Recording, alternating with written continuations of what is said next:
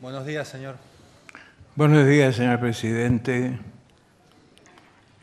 El código Señores sí, jueces. está en uso la palabra. Adelante. Gracias. Señor presidente, señores jueces, no resulta fácil hacer uso de las últimas palabras que tenemos en este caso al finalizar el juicio, sabiendo que allí sobre la mesa probablemente tengan ya el veredicto final no solo redactado, sino también firmado. Probablemente no. Y que mis palabras solo tendrán un valor testimonial. Pero quiero dejar algunas reflexiones antes de retirarnos. Y quiero pedir respetuosamente disculpas a todos los que no tengan las mismas convicciones que yo. Yo soy peronista desde que era un niño, hijo de un ferroviario peronista.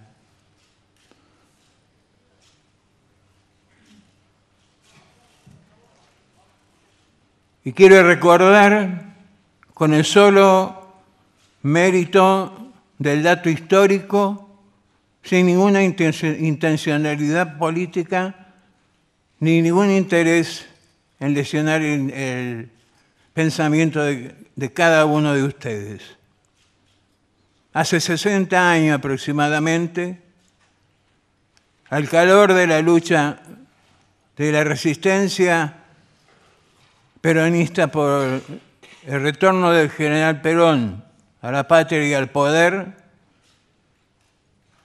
nace en un grupo de organizaciones sindicales absolutamente leales a Perón, mientras otras comenzaban a distanciarse de él, la decisión de identificarse con un solo color de listas en las elecciones de cada sindicato. Y eligen el color verde, que entre otros lo sigue usando Esmata, lo sigue usando ATE, los ferroviarios y otras organizaciones sindicales que no vienen al caso. 60 años de historias de la lista verde en casi 90 años de historia de la Unión Ferroviaria. Una historia jalonadas de glorias y de luchas. Allí en la Unión Ferroviaria, en el año 30, en su segundo piso nace la Confederación General del Trabajo.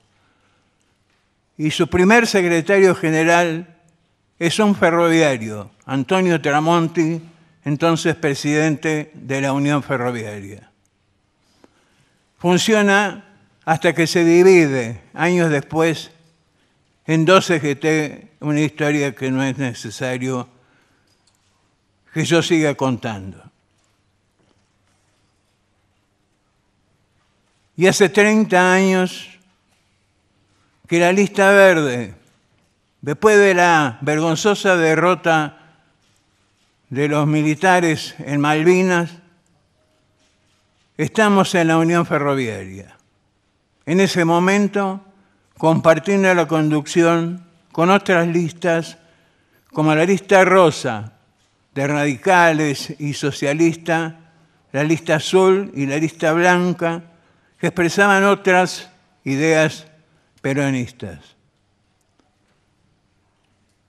Tardamos más de 2 años en poder normalizar definitivamente la Unión Ferroviaria. Y al calor de las urnas, a la verdad de las urnas, fue quedando la lista verde como única conducción del gremio. Es decir, hace 30 años aproximadamente, o 28, que la lista verde conduce a la Unión Ferroviaria. Jamás, en nuestros 30 años de historia, hemos registrado un hecho de violencia. Jamás hemos tenido ningún lastimado, ningún herido, a pesar de que hemos atravesado por numerosos enfrentamientos eleccionarios en distintas oportunidades, sin que se produjera ningún hecho que tuviéramos que lamentar. Tuvimos, sí, muchos compañeros que fueron víctimas de la adversidad política. Entre otros, casi 160 desaparecidos, de acuerdo a la investigación que realizó la organización. 160 desaparecidos, algunos de los cuales se ha podido identificar en los últimos años. Yo ingreso al ferrocarril en el año 64. Comienzo mi actividad sindical casi inmediatamente. En ese mismo año me afilié a la Unión Ferroviaria. Trabajé aquí cerca de Retiro, en la estación Saldías, en un taller que nosotros llamábamos desvío, de reparación de vagones, haciendo todo tipo de tareas que me mandaban a hacerlo. Hasta que mis parientes, casi todos ferroviarios, lograron que pasara a las oficinas.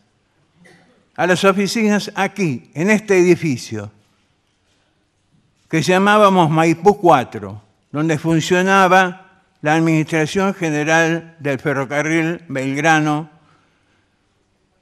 cuyo busto se encontraba en la entrada principal sobre un pedestal de madera. Hace algunos años, tal vez 5, tal vez 6, recorrí sus pasillos. La oficina donde yo había trabajado estaba cerrada. Allí conocí a un compañero, Rafael. Éramos nada más que 3 en esa oficina y una jefa. Ese compañero, Rafael, comenzó también a interesarse en la militancia gremial, en la militancia política. Sus convicciones diferentes a las mías dividieron nuestros caminos. Él terminó integrando Montoneros y terminó siendo asesinado en Córdoba años después, y sus restos aparecieron identificados hace algunos pocos años. En 30 años de historia, ya sea en elecciones, ya sea frente a los numerosos cortes de vías que hemos sufrido en nuestra actividad desde prácticamente el año 2000, 2001, 2002, que fue el primero en la estación San Isidro, y como muchos de ustedes sabrán o recordarán, en casi todos los ferrocarriles, y sobre todo en Aedo, en el ferrocarril Sarmiento, hubo numerosos cortes de vías. Jamás un ferroviario fue a enfrentarse con otro en uno de esos cortes a tratar de impedirlo. El Roca se transformó poco a poco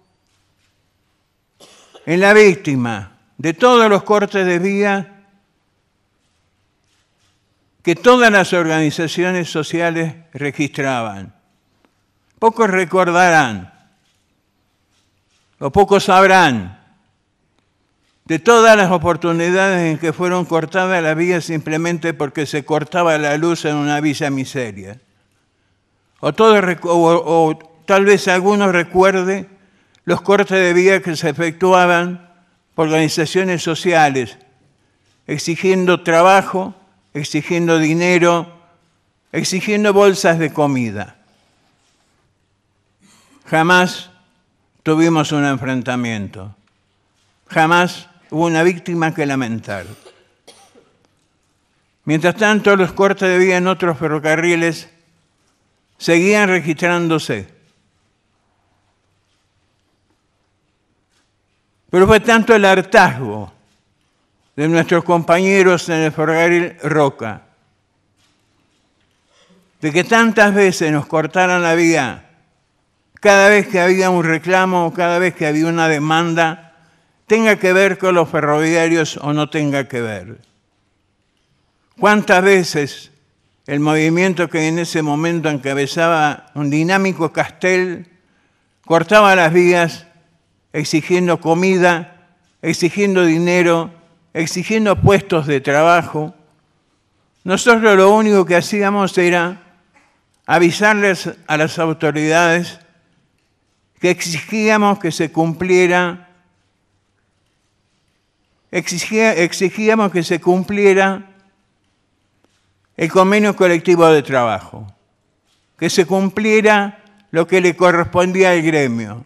De allí en más era responsabilidad del Estado, responsabilidad de las empresas, si les concedían o no les concedían lo que estaban pidiendo. Hubo incendios en la estación Constitución simplemente porque habían cortado las vías. Y a raíz de uno de esos incendios fue rescindida la concesión del ferrocarril Roca y pasó a manos del Estado. Allí nosotros, todos los tercerizados que tenía en ese momento el Grupo Taselli, lo hicimos pasar a planta permanente, aproximadamente 1.200 trabajadores. Hay documentación en el expediente que demuestra que nosotros no estábamos de acuerdo con la tercerización de las tareas que correspondían a los afiliados de la Unión Ferroviaria previstas en el convenio colectivo de trabajo. Pero las necesidades que observamos y que sin duda afectaban a los usuarios, a los pasajeros que utilizaban ese ferrocarril para trasladarse, nos llevaron a que en un momento determinado firmáramos un acuerdo para permitir la incorporación de empresas tercerizadas, para cortar el pasto, por ejemplo, para limpiar los coches, para limpiar las estaciones, para limpiar los baños, que era imposible, eran de uso imposible para los usuarios en el interior. Hay muchos detalles a los cuales podría hacer referencia, pero en honor al tiempo los voy a dar por sobreentendido.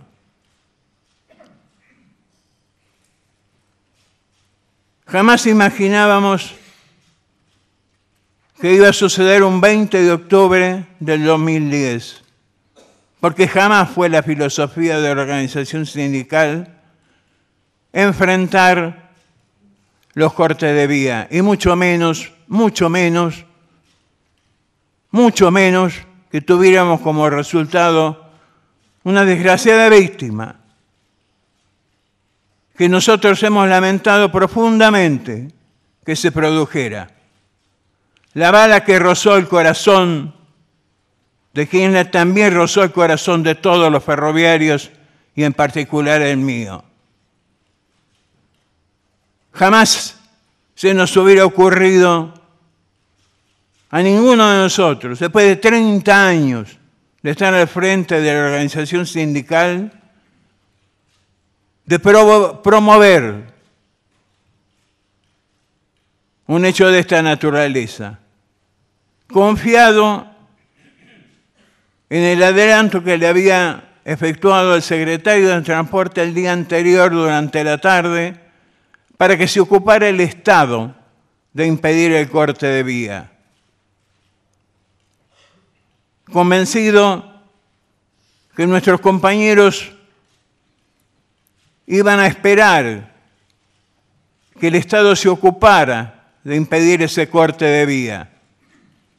Convencido de lo que habíamos acordado el día anterior, es decir, el 19, de que no íbamos a intervenir.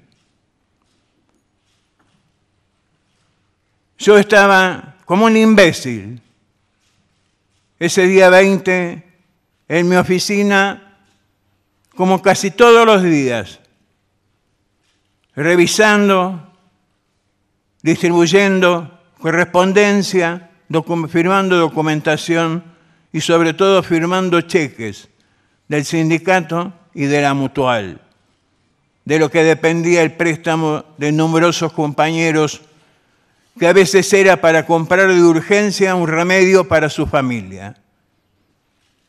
Y eso no podía esperar, tenía que hacerlo. Cuando salí y vi en un televisor que estaban realizándose corridas arriba de las vías. Yo he declarado bajo juramento en la Fiscalía al día siguiente, el día 21, y conté exactamente lo que había sucedido el día 19 y el día 20. Y también declaré en la indagatoria cuando fui detenido, el 27 de febrero del 2011. En ambos casos he descrito nuestra absoluta falta de responsabilidad en la lamentable, desgraciada muerte de Mariano Ferreira. Así lo hice bajo juramento. Yo quiero hacerlo, señora de Ferreira, madre de Mariano, desde lo humano, desde el corazón, por la memoria de mi madre, por el inmenso amor que tengo por mi mujer y por mis hijas. Yo jamás promoví, imaginé, ni tuve absolutamente nada que ver con el desgraciado crimen de su hijo, que a mí como padre me duele tanto, me ha dolido tanto como a usted. Hemos pedido justicia para Mariano desde el principio. Hemos exigido que haya justicia para Mariano. Yo estuve a disposición de la justicia desde ese mismo día 20 y el día 21 declaré. No me ausenté del país en ningún momento, ni siquiera de Buenos Aires, hasta que fui detenido. Podría haber sido llamado en cualquier momento a declarar. Sin embargo, lo hicieron cuando me detuvieron el 27 de febrero del 2011. Estuve a disposición de la justicia. Nunca me ausenté. Nunca dejé de prestar colaboración. Lamento profundamente que aquella bandera de justicia para Mariano se haya transformado en una miserable bandera de perpetua para Pedraza, al amparo de la cual se levantan y se promueven candidaturas políticas. Y lamento profundamente que también se haya transformado en una demanda económica cuyos fines todavía falta aclarar muchísimos términos. Esos 5 millones de pesos es a cada uno de los casi 20 notificados, o esos 5 millones tendremos que prorratearlo entre todos en caso de tener que pagarse. Suponemos que en la audiencia de conciliación tendremos mayores aclaraciones. No tengo ningún compromiso de confidencialidad. Cuando un sindicato es notificado, sus abogados son empleados que tienen que consultar y pedir autorización y mandato a un secretariado nacional compuesto por 18 miembros, entre los cuales yo formaba parte y Fernández también. Y después informar de qué es lo que se ha tratado en esa audiencia. ¿Cómo no saberlo? ¿Cómo callarlo frente a semejante hecho? Es la vida de un joven la que se ha perdido. Es la vida de un joven. Por eso yo espero sinceramente que en el veredicto final, señores jueces, se refleje el derecho y la justicia, que no haya habido ningún tipo de interferencias, ni mediáticas ni políticas. Yo estoy absolutamente seguro de mi inocencia, pero sé de los riesgos políticos que corro y sé de los riesgos mediáticos que corro. Espero, señores jueces, que esto no haya modificado una sola coma de vuestra decisión, que como todo acto humano es falible. Por eso, señores jueces, señor presidente, señores jueces, lo deseo con todo el corazón y con toda mi conciencia, que Dios los haya iluminado en esta instancia. Muchas gracias, señores jueces. Señor Pedraza, una cuestión. El veredicto no está ni resuelto, ni impreso, ni firmado. Vuelva a su lugar. Gracias.